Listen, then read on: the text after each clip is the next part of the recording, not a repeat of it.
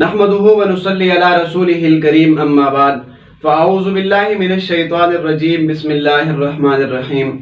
اطیعوا اللہ واطیعوا الرسول صدق اللہ العظیم۔ پچھلے دنوں ہم نے قرات خلف الامام تک پڑھا تھا، آج انشاءاللہ قرات خلف الامام کے متعلق ہم پڑھیں گے۔ سب سے پہلے بات تو یہ آپ ذہن میں رکھیے کہ قرات خلف الامام ہمارے نزدیک اہل سنت والجماعت کے نزدیک قرات خلف الامام نہیں ہے، یعنی جب نماز امام صاحب کے ساتھ پڑھیں، امام صاحب کے پیچھے آپ نماز پڑھیں تو آپ کو قرات نہیں کرنی، آپ نے اس وقت خاموشی سے امام کی قرات سننی ہے۔ اب دلیل کیا ہے کہ قرات امام کے پیچھے نہیں کرنی؟ اللہ تبارک و تعالیٰ نے قرآن کریم میں فرمایا ہے اعوذ باللہ من الشیطان الرجیم وَإِذَا قُرِئَ الْقُرْآنُ فَاسْتَمِعُوا لَهُ وَأَنصِتُوا لَعَلَّكُمْ تُرْحَمُونَ، کہ جب اللہ تبارک و تعالیٰ کا قرآن تمہارے سامنے پڑھا جائے تو تم اس کو خاموشی کے ساتھ غور کے ساتھ سنو، لعلکم ترحمون، تاکہ تم پر رحم کیا جائے۔ اب اللہ تبارک و تعالیٰ نے قرآن میں تو فرمایا کہ جب قرآن کی تلاوت کی جائے تو تم خاموشی سے سنو۔ اب اس کے متعلق بہت سارے اقوال ہیں کہ اس آیت کا شان نزول کیا ہے، یہ آیت کس موقع پر نازل ہوئی اور کس موقع کے لیے نازل ہوئی۔ ایک قول یہ ہے کہ یہ آیت واعظ اور نصیحت کے وقت کے لیے نازل ہوئی، کہ جب تمہارے سامنے واعظ اور نصیحت کی جائے، اس واعظ اور نصیحت میں اللہ کا کلام پڑھا جائے تو تم خاموشی سے سنو۔ ایک قول یہ ہے کہ یہ آیت مطلق قرات کے وقت کے لیے نازل ہوئی، کہ جب تمہارے سامنے کوئی شخص مطلق قرات کرے، قرآن کریم کی تلاوت کرے تو تم خاموشی سے سنو۔ اور راجح قول یہ ہے کہ یہ آیت نماز کے متعلق نازل ہوئی، کہ جب تمہارے سامنے کوئی شخص نماز میں قرات کرے تو تم خاموشی سے سنو اور آرام سکون سے کھڑے رہو، لعلکم ترحمون، تاکہ تم پر رحم کیا جائے۔ ایک بات آپ ذہن میں رکھ لیے کہ اس آیت میں اللہ تبارک و تعالیٰ نے دو صیغے استعمال کیے ہیں، فاستمعوا وانصتوا، اور یہ دونوں صیغے، یہ دونوں الفاظ امر کے لیے ہیں، حکم کے لیے ہیں، اور عربی کا قاعدہ ہے کہ امر وجوب کے لیے آتا ہے۔ اس سے معلوم ہوتا ہے کہ جب امام قرات کرے تو تم پر واجب ہے کہ تم اس کو خاموشی سے سنو اور خاموشی سے کھڑے رہو، تمہیں قرات کرنے کی ضرورت نہیں ہے۔ چنانچہ اس آیت کے متعلق تفسیر ابن عباس میں حضرت عبداللہ بن عباس رضی اللہ عنہ فرماتے ہیں انہا نزلت فی الصلاۃ المفروضۃ، کہ یہ آیت نماز مفروضہ یعنی فرض نماز کے متعلق نازل ہوئی، اور اس قول کی تائید بہت سارے صحابہ نے کیا ہے، جن میں سے حضرت عبداللہ بن مسعود رضی اللہ عنہ، حضرت ابو ہریرہ رضی اللہ عنہ، حضرت عبداللہ بن مغفل رضی اللہ عنہ جیسے نامور اور مشہور صحابہ بھی موجود ہے۔ اس کے علاوہ بہت سارے تابعین نے بھی اس قول کی تائید کی ہے، جن میں سے حضرت مجاہد رحمۃ اللہ علیہ، حضرت ضحاک، حضرت نخعی، حضرت قتادہ، حضرت شعبی، حضرت سدی، حضرت عبد الرحمن بن زید رحمہم اللہ تعالی علیہم اجمعین بھی ہے، جن کا قول یہی ہے کہ یہ آیت نماز کے متعلق نازل ہوئی ہے۔ علامہ ابن تیمیہ حنبلی رحمۃ اللہ علیہ نے اپنے فتاوی جلد 1 صفحہ نمبر 134 میں، اور علامہ قدامہ حنبلی نے المغنی جلد نمبر 1 صفحہ نمبر 605 پر حضرت امام احمد بن حنبل رحمۃ اللہ علیہ کا قول نقل کیا ہے۔ فرماتے ہیں کہ حضرت امام احمد بن حنبل رحمۃ اللہ علیہ نے اس آیت کے متعلق فرمایا اجمع الناس علی انہا نزلت فی الصلاۃ، کہ حضرت امام احمد بن حنبل رحمۃ اللہ علیہ نے فرمایا کہ لوگوں کا اس بات پر اجماع ہے کہ یہ آیت نماز کے متعلق نازل ہوئی ہے۔ اب جس بات پر لوگوں کا اجماع ہو جائے اس بات کو ماننا ضروری ہوتا ہے، اس لیے اہل سنت والجماعت کا مسلک راجح ہے، اہل سنت والجماعت کا قول راجح ہے۔ اسی طرح جمہور مفسرین نے بھی اس قول کو راجح قرار دیا ہے، چنانچہ تفسیر ابن جریر میں، تفسیر ابن کثیر میں، تفسیر روح المعانی میں، تفسیر بیضاوی میں، تفسیر کشاف میں، تفسیر معالم التنزیل میں، تفسیر ابو سعود میں، تفسیر خازن وغیرہ میں اسی قول کو راجح قرار دیا ہے کہ یہ آیت جو ہے یہ نماز کے متعلق نازل ہوئی۔ چنانچہ یہ ثابت ہو گیا کہ نماز میں قرات خلف الامام نہیں کرنی، جب امام قرات کرے تو تم نے خاموشی سے اس کی قرات سننی ہے۔ دوسری دلیل حضرت ابو موسیٰ اشعری رضی اللہ عنہ سے مرفوع حدیث ہے کہ آپ علیہ السلام نے ہمیں نماز کی تعلیم دی، ہمیں حضور علیہ السلام نے نماز سکھائی۔ کیسے سکھائی؟ فرمایا لیؤمکم احدکم جب تمہارے لیے کوئی ایک نماز پڑھائے فَإِذَا كَبَّرَ فَكَبِّرُوا، جب وہ تکبیر کہے تو تم بھی تکبیر کہو۔ اور آگے چلتے ہوئے بہت لمبی حدیث ہے، آگے جا کر فرمایا وَإِذَا قَرَأَ فَأَنصِتُوا، جب امام قرات کرے تو تم خاموشی سے امام کی قرات سنو۔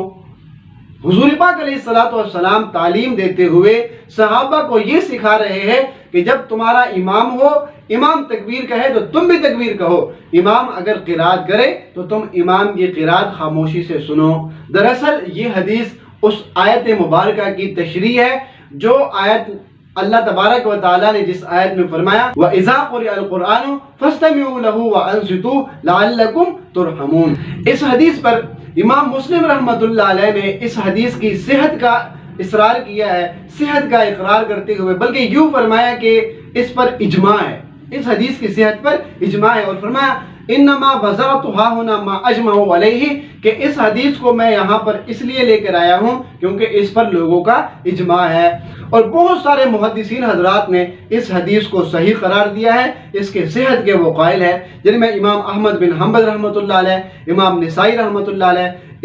مفسر ابن جریر رحمۃ اللہ علیہ، علامہ ابن حزم ظاہری رحمۃ اللہ علیہ، محدث منذری رحمۃ اللہ علیہ، مفسر ابن کثیر شافی رحمۃ اللہ علیہ، امام بخاری کے استاد امام اسحاق بن راہوی رحمۃ اللہ علیہ، حافظ ابن حجر شافی رحمۃ اللہ علیہ، علامہ ابن قدامہ حنبلی رحمۃ اللہ علیہ، علامہ ابن عبد البر مالکی رحمۃ اللہ علیہ، علامہ ابن تیمیہ حنبلی رحمۃ اللہ علیہ، علامہ عینی حنفی رحمۃ اللہ علیہ، اور اہل حدیث حضرات کے رہنما علامہ نواب صدیق حسن خان رحمۃ اللہ علیہ نے بھی اس حدیث کی صحت کا اقرار کیا ہے اور فرمایا کہ یہ حدیث صحیح ہے، اس میں ضعف کا کوئی قول نہیں، اس میں ضعف کا کوئی شبہ نہیں ہے۔ تیسری دلیل حضرت ابو ہریرہ رضی اللہ عنہ سے مرفوع روایت ہے، فرمایا قال رسول اللہ صلی اللہ علیہ وسلم انما جعل الامام لیتم به فاذا كبر فكبروا واذا قرأ فانصتوا، کہ حضور پاک علیہ السلام نے فرمایا جب امام بنایا جائے، کیوں بنایا جاتا ہے؟ لیتم به، تاکہ وہ تمہاری نماز مکمل کرے، فاذا كبر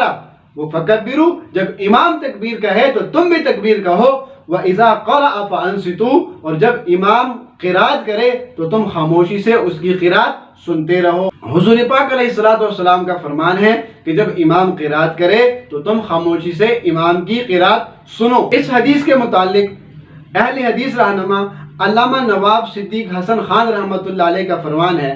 وَهَذَا الْحَدِيثُ مِمَّا ثَبَتَ عِنْدَ أَهْلِ السُّنَنِ وَصَحَّحَهُ جَمَاعَةٌ مِنَ الْأَئِمَّةِ، کہ یہ حدیث اہل سنن کے نزدیک ثابت ہے اور ائمہ حدیث کی ایک جماعت نے اس کو صحیح قرار دیا ہے۔ دراصل یہ والی حدیث اور اس سے پہلے جو حدیث میں نے آپ کے سامنے ذکر کی ہے، یہ دونوں احادیث اس آیت کی تشریح میں حضور علیہ السلام نے فرمائی ہے جس آیت کو اللہ تبارک و تعالیٰ نے قرآن میں ذکر کرتے ہوئے فرمایا وَإِذَا قُرِئَ الْقُرْآنُ فَاسْتَمِعُوا لَهُ وَأَنصِتُوا لَعَلَّكُمْ تُرْحَمُونَ۔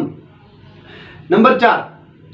حضرت انس رضی اللہ عنہ سے روایت ہے، مرفوع حدیث ہے، حضرت انس رضی اللہ عنہ نے فرمایا ان نبی صلی اللہ علیہ وسلم قال اذا قرأ الامام فانصتوا، کہ حضور پاک علیہ السلام نے فرمایا جب امام قرات کرے تو تم خاموشی سے امام کی قرات سنو۔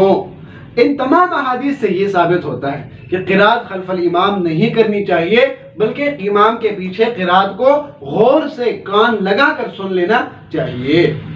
دلیل نمبر 5، حضرت جابر رضی اللہ عنہ سے روایت ہے، فرمایا قال رسول اللہ صلی اللہ علیہ وسلم من کان له امام فقراءۃ الامام له قراءۃ، کہ جس شخص نے امام بنا لیا ہو، جس شخص کا کوئی امام ہو، یعنی جو جماعت کے ساتھ نماز پڑھتا ہو، تو امام کی قرات اس شخص کی قرات ہوتی ہے، اس لیے قرات خلف الامام نہیں کرنی چاہیے۔ اب بہت ساری دلائل، بہت ساری احادیث اس پر موجود ہے، ایک ایک کو اگر پیش کیا جائے تو بہت سارا وقت لگ جائے گا۔ اختصار کے لیے ایک حدیث اور پیش کرتا ہوں، پھر آپ سے اجازت چاہتا ہوں۔ ایک حدیث ہمارے حضرات پیش کرتے ہیں لا صلاۃ الا بفاتحۃ الکتاب، کہ نماز فاتحہ کے بغیر نماز ہی نہیں ہے، اور یہ اعتراض کرتے ہیں کہ جب آپ نے قرات خلف الامام کی نفی کر دی تو اس حدیث کے متعلق آپ کیا کہیں گے؟ حضور علیہ السلام کا ارشاد ہے لا صلاۃ الا بفاتحۃ الکتاب، کہ نماز فاتحہ کے بغیر نہیں ہوتی، تو اس کو جواب دیتے ہوئے ہم یہ کہتے ہیں، حضور علیہ السلام کے فرمان کے ساتھ ہی اس کو جواب دیتے ہیں، اپنی طرف سے ہم کوئی جواب نہیں دیتے، حضور علیہ السلام کے